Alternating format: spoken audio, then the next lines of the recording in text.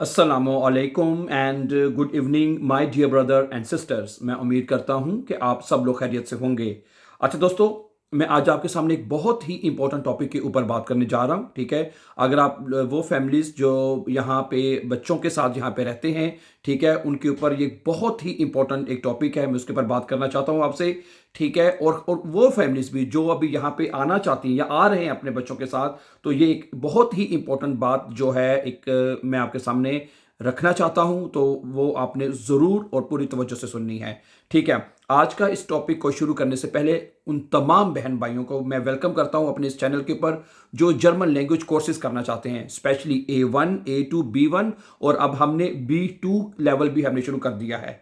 आप हमारे इसी यूट्यूब चैनल के ऊपर प्लेलिस्ट में चले जाएं, उसमें ग्रामर के साथ मैं फिर बात बता रहा हूं। ठीक है, अगर आपने स्पेशली B1 का जर्मन लैंग्वेज कोर्स पास करना है तो आपको ग्रामर के बगैर वो पास नहीं हो सकता, क्योंकि जर्मनी में बेशुमार स्टूडेंट्स हमें बताते हैं जब हमने पेपर दिया और जब उससे पूछते हैं जी क्या, अगर वो कहते हैं हम पास हो गए हैं, तो मैंने पूछता हूं कि आपने ग्रामर किए थे, कहते हैं जी हमने की थी। वो स्टूडेंट्स जो फेल हो जाते हैं, बाकी कई स्टूडेंट का मुझे फोन आया 5-5 6-6 दफा इम्तिहान देके फेल हो चुके हुए हैं। ठीक है, और ग्रामर कोई इतनी लंबी चौड़ी ग्रामर नहीं है, सिर्फ नॉमिनेटिव, अक्वजाटिव, डाटिव और गैनिटिव, ये 4 जर्मन केसेस अगर आप कर लेते हो तो बड़े आराम से आप अपना B1 का कोर्स पास कर सकते हैं और आगे फर्दर B2 की डायरेक्शन ले सकते हैं। नाउ जैसे मैंने कहा, आप हमारे इसी यूट्यूब चैनल के ऊपर वो तमाम कोर्सेज आप जाके बड़ी तसल्ली से और आसान तरीके से सीख सकते हैं, और प्लेलिस्ट का नाम है 100 डेज के नाम से वो प्लेलिस्ट है। उसमें तमाम लेसन आपको एक सीक्वेंस और एक तरतीब के साथ मिल जाएंगे। ठीक है, आज का ये टॉपिक शुरू करने से पहले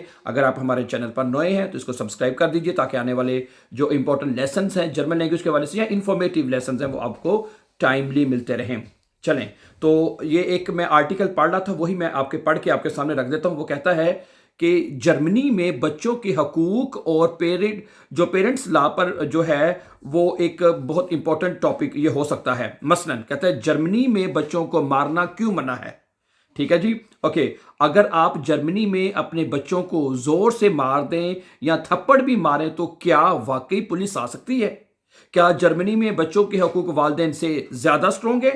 तो आज की हम इसमें टॉपिक में कहते हैं इस हवाले से बात करने जा रहे हैं। ठीक है जी, वो ये कहता है कि जर्मनी में एक बहुत एक इंपॉर्टेंट कानून के बारे में, यानी बच्चों को मारना यानी फिजिकल पनिश करना जर्मनी में क्यों मना है। ठीक है, पाकिस्तान और साउथ एशियन कल्चर में अक्सर पेरेंट्स बच्चों को डिसिप्लिन करने के लिए डांट या मार के इस्तेमाल करते हैं, यानी उनमें नज़्म ज़ब्त पैदा करने के लिए। अगर बच्चे आपकी बात नहीं मानते या वो मतलब कि अपनी पढ़ाई की तवज्जो नहीं करते, उनमें नज़्म ज़ब्त पैदा करने के लिए, डिसिप्लिन पैदा करने के लिए उनको मारने का सहारा लेते हैं। लेकिन जर्मनी में सिचुएशन काफ़ी डिफरेंट है। यहां बच्चों के हकूक यानी चाइल्ड राइट्स बहुत सीरियस लिए जाते हैं और कानून बच्चों को फिजिकली पनिशमेंट से प्रोटेक्ट करता है। ठीक है जी, जर्मनी में बच्चों को मारना, ठीक है, क्यों इलीगल है, क्यों मना है? जर्मनी में कानून कहता है कि हर बच्चे को वायलेंस फ्री जो है अपब्रिंगिंग का हक हासिल है, यानी बच्चे को मारना, जोर से पकड़ना, थप्पड़ मारना या इमोशनल अब्यूज करना गलत समझा जाता है। जर्मनी की गवर्नमेंट और सोसाइटी ये मानती है कि बच्चों को खौफ से नहीं बल्कि बच्चों को अंडरस्टैंडिंग और कम्युनिकेशन से सिखाया जाना चाहिए। ठीक है, अगर पेरेंट्स बच्चे को मारें तो क्या हो सकता है? अगर बच्चे को यहां पे मार पड़ती है अपने मां बाप की तरफ से, तो उस सूरत में क्या हो सकता है?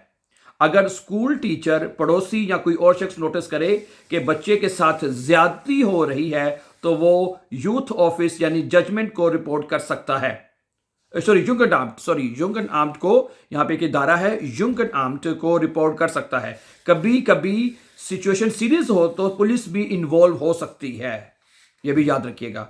ठीक है, जर्मनी में बच्चों को कैसे डिसिप्लिन किया जाता है? यहां पेरेंट्स ज्यादातर समझाते हैं, प्यार से, सुकून से बच्चों से डिस्कशन करते हैं, टाइम आउट टेक्निक इस्तेमाल करते हैं, रिवार्ड्स पॉजिटिव जो है वो चीज़ों को लेकर उनसे बात करते हैं।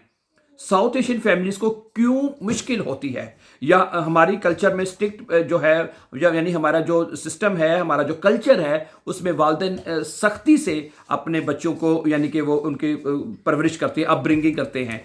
इसलिए शुरू में जर्मनी के रूल्स काफ़ी डिफरेंट लगते हैं, लेकिन जर्मनी में पेरेंट्स को भी जो है पेरेंटिंग कोर्सेज, यानी कि बच्चों को कैसी उनकी अपब्रिंगिंग करनी है, वो भी मतलब कि दिए जाते हैं हेल्थी एनवायरनमेंट करने के लिए, ठीक है।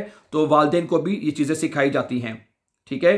तो जर्मनी में बच्चों को मारना सिर्फ एक फैमिली मैटर नहीं समझा जाता, बल्कि ये बच्चों के हकूक़ का मसला समझा जाता है, ठीक है। आप इस बारे में क्या ख्याल रखते हैं, तो इस बारे में आप भी ज़रूर बताइएगा। मैं यहाँ पे एक छोटा सा एक वाक़या मेरे जहन में आ रहा है, मैं आपको बताता चलूँ कि वो हमारे किसी जानने वाले के साथ ही हुआ था, लेकिन वो एक एक्सीडेंटली ये वाक़या हुआ था। मसलन कि एक बता रहा हूँ कि जैसे क्रिकेट का मैच लगा हुआ था जी, नहीं, क्रिकेट का मैच लगा हुआ था, तो वालिद ने क्या किया, बच्चे को ज़रा ना सख्ती से पकड़ के ना, वो शरारत कर रहा था, पाकिस्तान मैच हार रहा था ऊपर से, ठीक है। तो उसने क्या किया जी, बच्चे को ज़रा सख्ती से पकड़ के अपने खींचा, तो उसको हल्की सी ना चेहरे पे की चोट लग गई है। और बच्चा भी छोटा सा 3-4-5 साल का होना है, मसलन 3-4 साल का होना है, ठीक है, या 4-5 साल का मैक्सिमम होगा। और वो किंडरगार्टन या स्कूल पर जाता था, ठीक है। अब टीचर ने उधर निशान पड़ गया, अगले दिन वो गई, तो उसने क्या पूछा जी, क्या हुआ तुम्हारे यहाँ पे? उसने कहा जी, मुझे मेरे पापा ने मारा है। ऐसे ही कह दिया, छोटे बच्चों को क्या पता है, ठीक है। और हालांकि अब उसने मारा नहीं था, मैं फिर बात बता रहा हूँ, उसका मतलब कि कोई इरादतन उन्होंने नहीं मारा, उन्होंने बच्चे को सख्ती से पकड़ा और पकड़ते हुए नीचे गिर गई या वैसे की चोट लग गई। तो ये मतलब कि मामला तो ऐसे हो जाते हैं। और जाके बच्ची ने बताया जी, हमें जो तो मेरे पापा ने मारा है, ठीक है। तो उस सूरत में फिर उनके खिलाफ काफ़ी कार्रवाई हुई, लेकिन ठीक है। तो उन्होंने जब आखिर में समझा के, तो बहुत मुश्किल से उन्होंने बच्ची उनको दी, और उन्होंने कहा कि जी अगर ये साबित हो जाए या हो जाती, ठीक है, तो बच्ची फिर आपको नहीं मिलनी थी, यहाँ पे फिर हमारे पास ही रहनी थी, ठीक है। तो इसलिए यहाँ बच्चों के मामले में मैं फिर आपको यहाँ से भी कहूँगा कि बच्चों के मामले में यहाँ पे बहुत एहतियात करनी चाहिए, ठीक है। और हमारे कल्चर में भी ऐसा होना चाहिए कि बच्चों को प्यार से, मोहब्बत से और अंडरस्टैंडिंग के साथ जो है उसको समझाया जाए, ठीक है। ओके, मारना जो है एक आखिरी हद हो सकती है, लेकिन जर्मनी में हम बहरहाल वो भी नहीं कर सकते। समझा रही मेरी बात आपको? तो ये एक छोटा सा एक आर्टिकल था मैंने पर, और मैंने कहा आपके साथ इसके ऊपर ज़रूर बात की जाए, ठीक है। और बच्चों के साथ हमेशा नरमी से और उनको प्यार से हर मामले के साथ डील किया जाए। Thank you very much. Okay, और जिस तरह मैंने शुरू में आपसे बात की कि अगर आप जर्मन लैंग्वेज सीखना चाहते हैं स्पेशली, ठीक है, B1 के कोर्स जो कि हर बंदे को ज़रूरत है, ठीक है, आप हमारे इसी यूट्यूब चैनल के ऊपर, जैसे हमारी एक प्ले लिस्ट है, ठीक है, प्लेलिस्ट का नाम मैं दोबारा बता देता हूँ, 100 डेज यानी 100 डे के नाम से प्लेलिस्ट है। उसके ऊपर B1 के लेसन, A1 से लेकर B1 तक के लेसन मुकम्मल हो चुके हैं। आगे फर्दर वो B2 की तरफ डायरेक्शन हमारी शुरू हो चुकी है, वो उसके लेसन अपलोड होंगे, तो वो भी आप हमें ऐसा कंटिन्यूसली वॉच कर सकते हैं। अपना बहुत सा ख्याल रखिएगा, हमेशा खुश रहें, आबाद रहें। जाने से पहले चैनल को सब्सक्राइब कीजिए ताकि आने वाले इंपॉर्टेंट लेसन और इस तरह की इंफॉर्मेटिव वीडियोस आपको टाइमली मिलते रहें। अपना बहुत सा ख्याल रखिएगा। टेक केयर, अल्लाह हाफिज़।